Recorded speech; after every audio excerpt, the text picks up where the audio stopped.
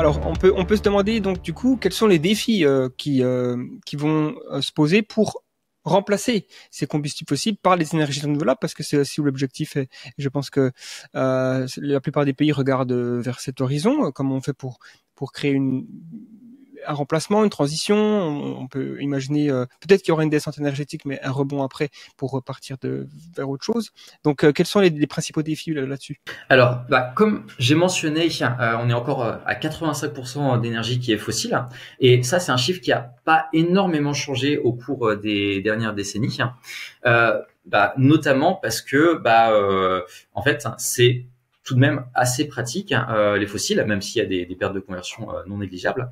Et en fait, c'est-à-dire que l'écosystème actuel qu'on a, au niveau énergétique, voilà, c'est assez complexe. Il a fallu plus d'un siècle pour le bâtir, et il a été construit avec une source très dense en énergie, qui était disponible en quantité abondante et bon marché, avec un accès facile au crédit et voilà, des ressources naturelles entre guillemets limitées à l'époque. Et en fait, comparativement, pour accomplir cette tâche maintenant, l'énergie est comparativement beaucoup plus chère, avec un système financier qui est saturé par la dette, et une population plus importante dans un environnement qui se dégrade.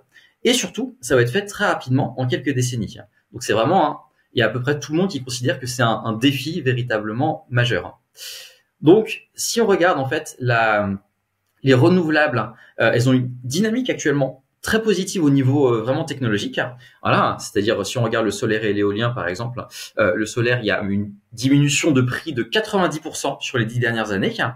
Donc, mine de rien, il y a des progrès qui se réalisent, et passer au solaire permet de réaliser des gains d'efficacité.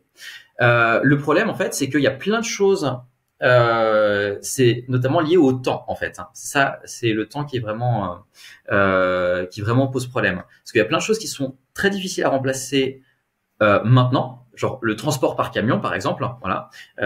Si on regarde autour de nous, là, tout ce qui est chez moi, par exemple, tout ce qui sort de l'usine, ça a été transporté par un camion à un moment.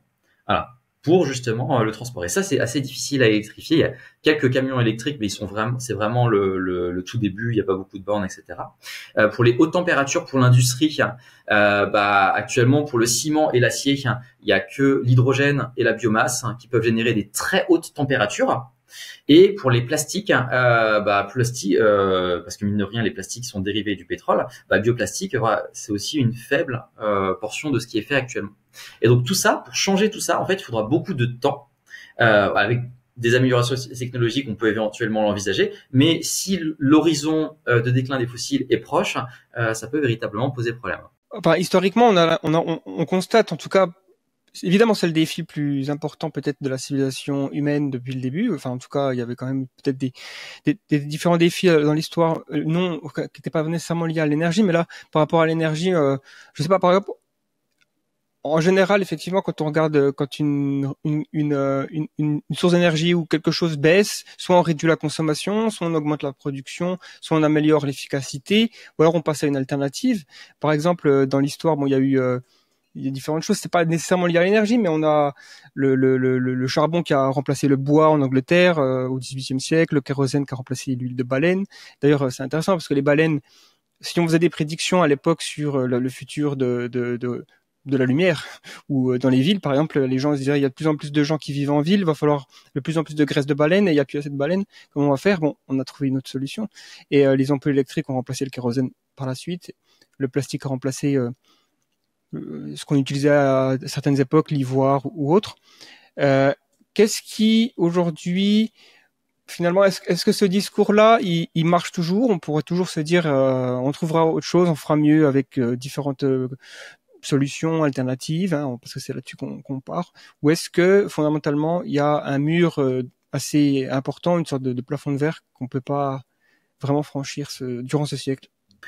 Alors, c'est évidemment très compliqué à prédire, parce qu'il y a, en fait, il y a, comment dire, la situation là où elle est potentiellement difficile à prédire, c'est justement au niveau des qu'est-ce qui peut remplacer véritablement. Voilà. Et donc, effectivement, toutes les prédictions précédentes qui ont été faites sur le pétrole, ça passait à côté sur le fait qu'il y avait des potentiels remplacements. Voilà, il y a eu plus d'investissements dans recherche de nouvelles sources de pétrole, etc. Ce qui a permis de gérer la situation. Voilà. La difficulté, en fait, c'est là vraiment le manque d'alternatives visibles, facilement accessibles. C'est encore la loi des rendements décroissants. Donc le pétrole de schiste, par exemple, c'était mine de rien assez improbable, par exemple, que ça